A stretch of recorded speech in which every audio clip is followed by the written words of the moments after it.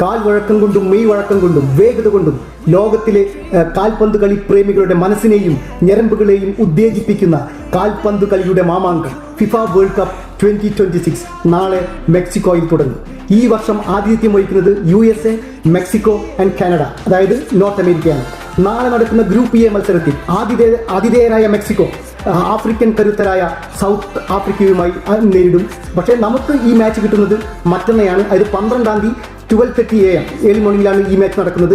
രണ്ടാമത്തെ മത്സരത്തിൽ എ ഗ്രൂപ്പിൽ നിന്നുള്ള നമ്മുടെ സൗത്ത് കൊറിയ ചെക്ക് റിപ്പബ്ലിക്കിനെ നേരിടും. വെള്ളിയാഴ്ച കാലത്ത് 7:30 നമുക്ക് ഈ കളി കാണാൻ കഴിയുക. ഈ ഡിഫൻഡിംഗ് ചാമ്പ്യന്മാരായ Messi and team, Argentina team, ഇവർക്ക് ഈ കപ്പ് നിലനിർത്താൻ കഴിയുമോ? 4ാമത്തെ പ്രാവശ്യം ജയിച്ച് കപ്പ് നിലനിർത്താൻ കഴിയുമോ?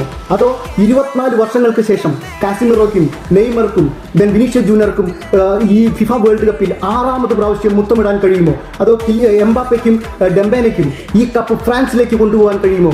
കാളക്കൂറ്റന്മാരായ സ്പെയിൻ ആ കപ്പ് സ്പെയിനിലേക്ക് എടുത്തു പോകുമോ?